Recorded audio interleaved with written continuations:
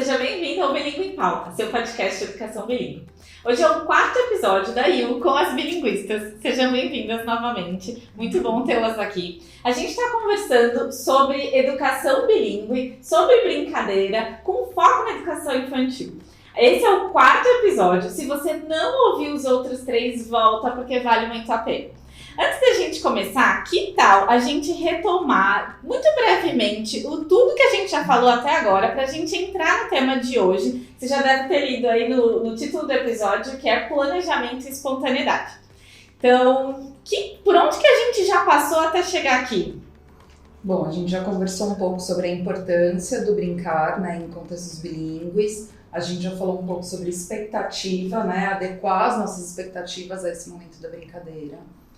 A gente conversou sobre o contínuo que existe entre uma brincadeira guiada pela professora e o free play, e dentro desse contínuo também o nosso papel, né? O que é que o professor deve fazer durante os momentos de brincadeira para manter a intencionalidade de ensino de língua, né? Como é que a gente pode oferecer boas propostas de produção oral, apoiar a produção oral durante a brincadeira, para a gente sair daquela velha queixa, né?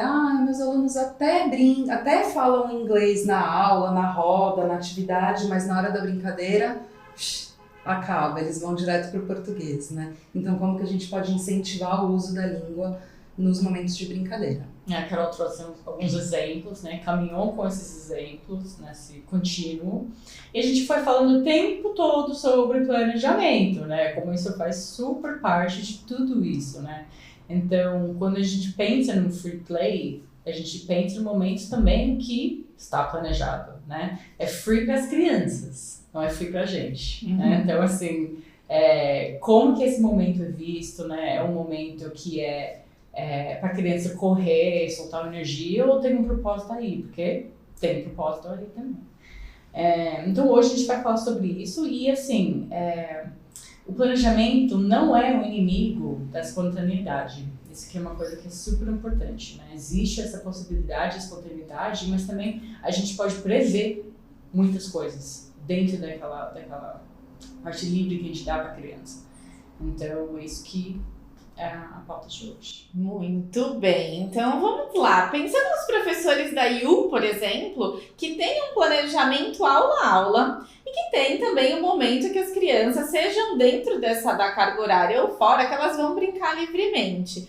Então vamos supor que eu vou voltar no tema da confeitaria. Vou voltar no tema da confeitaria. Então vamos supor que a gente está falando de confeitaria e tal, e de repente veio um outro assunto, ou de repente a confeitaria foi mais pro lado da massa do que do recheio. Como que fica, né? Como que o professor lida tendo uma agenda a seguir, que essa agenda contempla a brincadeira, porque quem chegou até aqui já entendeu que a brincadeira tem que estar ali dentro, inclusive como papel fundamental.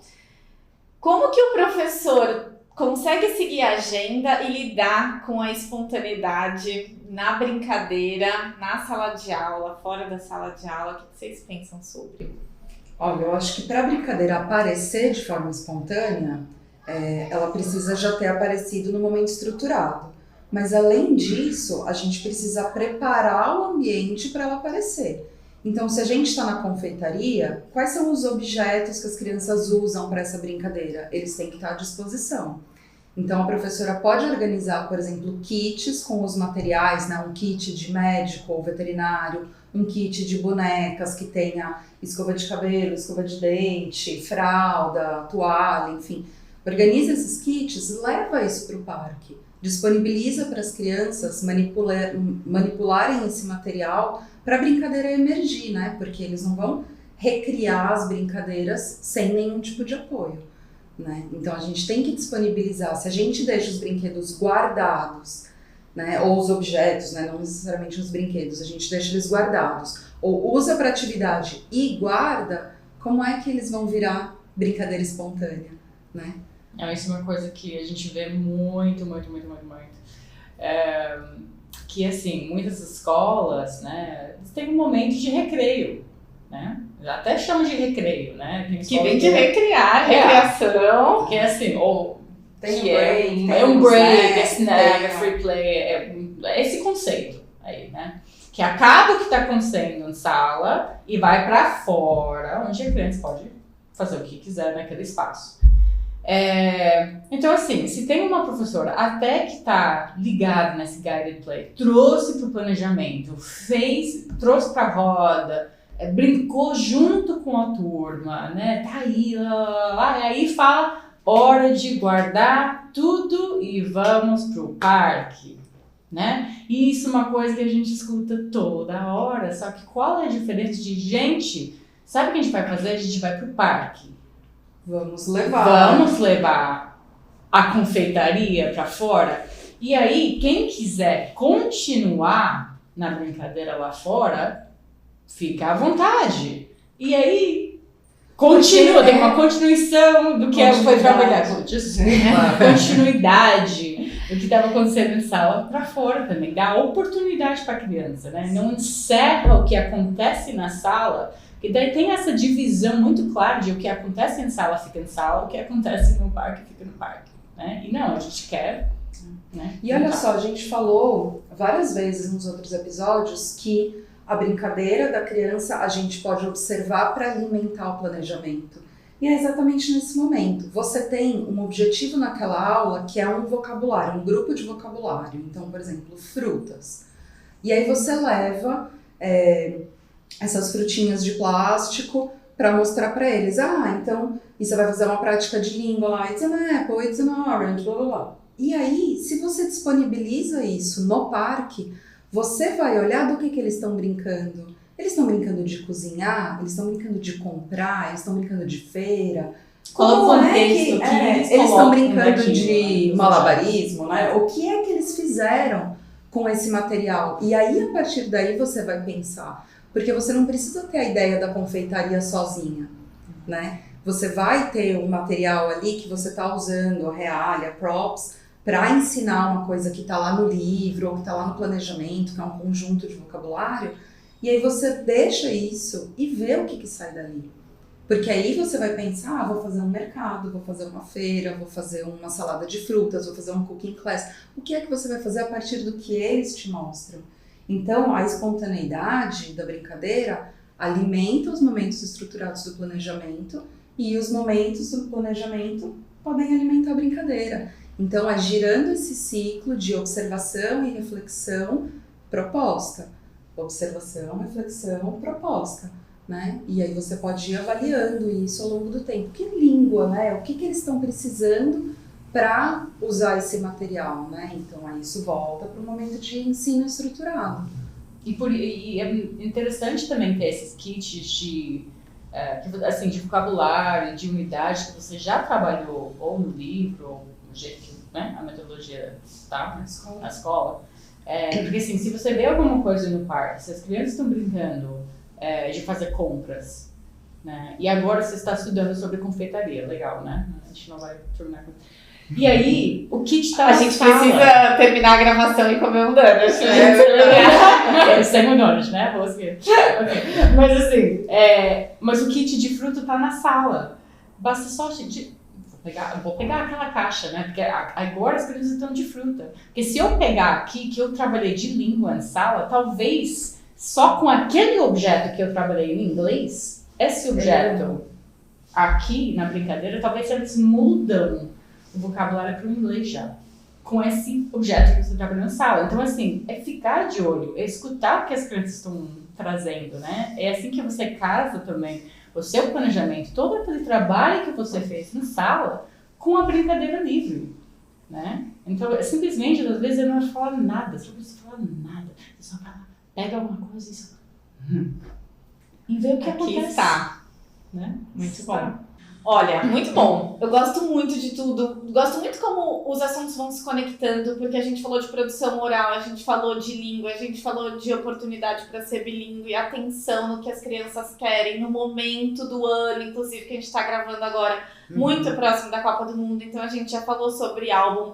E eu quero complexificar um pouco mais para vocês. Agora, porque vocês foram falando, e é isso, fez muito sentido para mim. Mas a minha pergunta é, a fórmula, entre muitas aspas, é a mesma para crianças maiores? Então, quando a gente está falando ali dos anos iniciais, eu até arrisco os anos finais, como que fica a brincadeira? Muda alguma coisa? A gente talvez não esteja mais falando em objetos de tocar, igual as frutas que você, né, dessa caixa, mas a gente leva alguma outra coisa? O recurso é físico? É o momento do professor distanciar? Vale a mesma premissa que a gente está falando para professor de educação infantil, que é fique, brinque, ou é o espaço deles? O que muda quando as crianças vão crescendo? Eu acho que a observação se mantém, né? Total. É o que está saindo de lá. Claro, se na sua escola as crianças podem pegar o celular, por exemplo, na hora, e cada um vai estar sentado com um celular, aí você precisa fazer uma mobilização maior, né? Vamos fazer um projeto de brincar estruturado também nesse momento, né? Então aí você pode oferecer jogos com bola, né? Objetos corda, enfim, jogos de tabuleiro, para aquele momento, e falar, a gente precisa brincar nesse intervalo que a gente tem.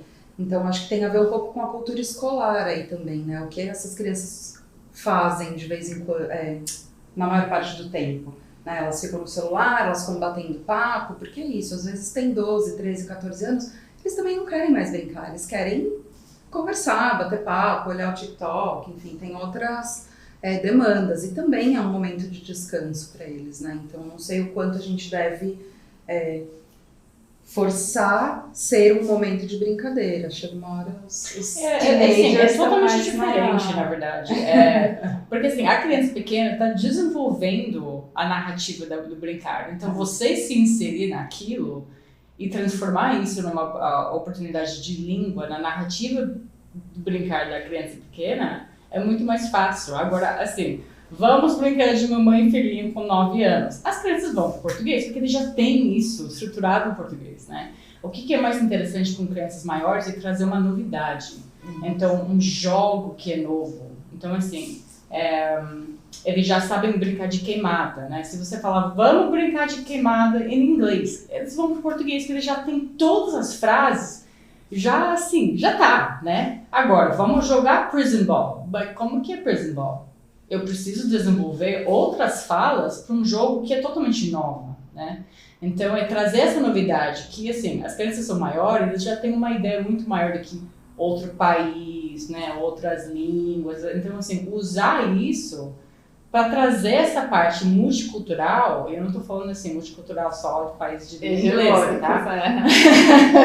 Então, trazer essa novidade, porque aí eles têm que usar uma linguagem diferente. Mas trazer a mesma coisa em uma outra língua, que já está estruturado na língua dele, né, em português, aí é mais difícil, né? Então, trazer a novidade, trazer um jogo novo.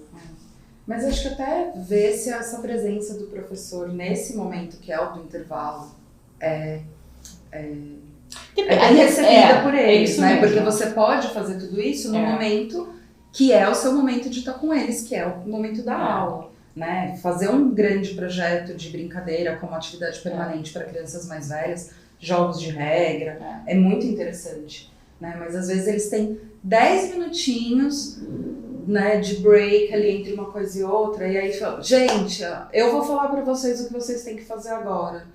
Pô, eu tenho 12 anos, né? Não quero, professor. Não, dá um tempo, né? É opcional também. Tem que ser, tem que ser opcional. Tem que sentir. Gente, eu vou brincar desse clapping game. Alguém quer brincar? Tá bom, talvez meia dúzia. Eu já fiz uma vez que a sala inteira queria fazer e eu fiquei surpresa. Uma coisa legal são os caminhos, né? A gente leva alguns objetos, né? Cubo mágico, enfim, jogo de xadrez, leva uns board games e deixa. Livro, inclusive, e deixa. Quem quiser usar aquilo, tem à disposição. E aí, de repente, você pode, né, se convidar para fazer parte de algumas coisas, né? Mas aqui, a presença do adulto, às vezes, é bem-vindo. E, às vezes, a professora quer deixar, deixa o espaço, mas, às vezes, é muito bacana. Nossa, você viu aquele vídeo no YouTube também? Porque, assim, no YouTube, hoje em dia, o adolescente é muito em inglês. Sim. Então, assim, trazer também o que a criança está vendo. Nossa, você viu isso? Legal, você viu aquilo, né? Sentar na mesa para comer, para lanchar junto. Mas, assim, perguntar, posso sentar? E ele sabe que pode falar, não, a gente quer bater um papo. Exatamente. Ou você senta, a gente tá conversando sobre X. Nossa, que legal, né? Porque é um momento socialmente super aceitável de sentar e comer junto com qualquer pessoa, né? E como, conversar. quando vocês estão imaginando essa cena, o professor, posso sentar? Posso comer junto? Do que vocês estão falando? Se ele recebeu um sim, né? Do que vocês estão falando? Eu também vi, eu também gosto, ou eu gosto de um outro que é parecido. Vocês estão imaginando essa cena e essa conversa acontecendo em português ou em inglês ou indifere? Não, acho o professor 100% inglês sempre, né? Não tem... É o professor. É o professor, tá ali como modelo de língua, né? Então não tem por que começar a falar português. Porque senão, de novo, você vai reforçar a ideia de que na hora do... Né, a aula é a aula e o resto é o resto, e no resto eu vou falar português. Então não, né? A gente está em um ambiente que a gente tem um compromisso com a língua, esse é o nosso trabalho, né? A gente está ali para ser o modelo de língua, né? Agora, a questão é se você vai deixar a conversa fluir, você fala inglês e eles falam português, ou se você vai interromper a conversa dando a língua para eles te devolverem, né? Então tem uma escolha aí que, de novo, e depende muito quem são essas crianças. Né? Se as crianças que estão na sua mesa são seus alunos, você estabeleceu a língua inglesa como língua de comunicação. Então é muito raro que você senta na mesa, você está falando em inglês, que a criança vai devolver o português para você. Se na sala de aula, em todos os espaços, essa comunicação está sempre em inglês. Agora, você está sentado e essas pessoas não são seus alunos, não te conhecem. Então, assim, eu vou esperar uma comunicação muito misto dentro das crianças, né? Agora, não, mas se em sala também você fala inglês e eles te devolvem em português, não vai ser nessa hora que eles vão começar a falar inglês. Exato. Produzir diferente. Exato. Então... E essa imagem que vocês trouxeram do carrinho, dos jogos, da bola, até do livro, de oferecer, fica muito claro essa aproximação do planejamento com a espontaneidade. Então eu planejo o que eu vou levar e eu vou ver o que vai acontecer, dependendo do que eles quiserem no dia. Sim. Isso. E talvez as coisas dentro você já trabalhou, né? Então você trabalhou Chinese Jump Rope, né? E as músicas e tudo isso. Então você vai deixar um Chinese Jump Rope naquela possibilidade, na caixa de possibilidades que vai por aí, né? Exato. Que é a mesma forma como a gente organiza em sala os contextos, né? Então, assim, se você vai colocar lá um Lego, massinha, para as crianças usarem espontaneamente, antes disso, leva para roda, fala como as coisas chamam, tem as ferramentas lá da massinha, os cookie cutters, tem, né? Nomeia as coisas, explica como chama, como é que fala a massa, como é que fala divide, separa. E aí, quando ficar ali espontaneamente, eles conseguem usar aquilo com língua, né? Porque assim, a gente não pode esperar que a gente vai falar, olha, um kit de loose parts, tem aqui isso que você não sabe o nome, isso que você não sabe o nome, isso que você não sabe o nome, monta aí um negócio e conversa com seu amigo em inglês. Sobre o que você fez, né? Isso, explica, mas e esse olho que você fez aqui, é feito do quê? Não sei, como é que chama isso, como é que chama... Então, né, antes de você soltar o material para a criança usar espontaneamente, senta na roda, apresenta o material, né, dá a chance deles produzirem isso em uma forma muito mais estruturada para aparecer na forma não estruturada. E conecta com o que a gente vem falando da repetição, né? Que a gente estava conversando nos episódios anteriores, o papel da repetição, né? Então, não é porque foi muito popular um jogo como, não sei, vou colocar como exemplo o Uno. Foi muito popular em março e depois eu mudei porque eu achei que tinha que mudar, que agora o Uno nunca mais volta só ano que vem. Né? Então ter esse olhar também para o que já passou e ficar resgatando, né? Exato. Porque a gente faz muito trabalho, né? Que a gente podia pensar em usar o nosso trabalho muitas vezes. Isso ajuda também no tempo do professor de planejar. Sabendo que é bom repetir, isso não é uma falta, isso não é uma preguiça. Isso é um uso de tempo e sabendo que o desenvolvimento da língua demanda repetição. Você precisa. Então, assim... Guarde, tem um kit. Acho que a gente termina com essa ideia do kit, com essa imagem do carrinho, pensando em brincadeira e planejamento e espontaneidade, né? Muito bom. Era isso que vocês tinham para falar sobre o assunto, ou eu tô terminando e vocês estão cheios de ideias na cabeça, que no último episódio a gente tem muito para falar sobre o brincar Por bilíngue. isso a gente fez um curso de 3 horas com e-book, né? Que tem muitas coisas. Por favor, contem desse curso, contem dos outros, o que tá rolando, do que vocês falam, além de tudo que vocês já falaram aqui e do que vocês já falaram, como que vocês falam mais e onde, por favor. Bom, a gente tem um mini curso do Brincar Bilíngue, que é um mini curso de 3 horas com foco, né, no momento do brincar. Tem um e-book, tem muitas ideias, a Rebeca gravou as falas em inglês, até para você poder praticar a pronúncia correta, se sentir bem segura na hora de entrar na brincadeira, que isso foi uma coisa que a gente conversou, né? A gente também precisa saber brincar em inglês, né, para convidar as crianças para fazer isso. E além disso, a gente tem cursos livres de 15 horas, né, com certificado. Tem 6 temas diferentes, então tem práticas bilíngues, tem rotinas, tem planejamento, tem avaliação, né? E a gente tem um grande curso de 120 horas, que é um curso de extensão, que veio para atender essa nova legislação que está chegando, né? Então, toda professora bilíngue precisa se adequar a essa legislação, e a gente preparou um curso para a professora da educação infantil, que a gente está cansada, né, de a educação infantil ser uma notinha de rodapé, né, ser por infantil pode fazer igual, só que mais fácil. Então, vamos conversar sobre infância, vamos conversar sobre bilinguismo nessa primeira infância, né, entender esses processos, como essa aquisição acontece. É certificado pelo MEC, que é muito importante também. Muito importante, né? dizer. Tem que ser. É em português, né? A gente traz, lógico, muitos exemplos também em inglês, né? Muitas falas também. Então, por exemplo, tem um vídeo sobre os animais brasileiros em inglês, né? Então a gente traz em sala de aula giraffe, elephant, mas e o lobo-guará? Como que fala isso em inglês? Porque a gente não fala essas palavras na sala de aula, a gente não traz essa sílaba, né? A gente traz muitas reflexões também ao longo do curso, pensando assim, o que é um bilinguismo brasileiro? O que é uma infância brasileira, só que assim, numa escola bilíngue, né?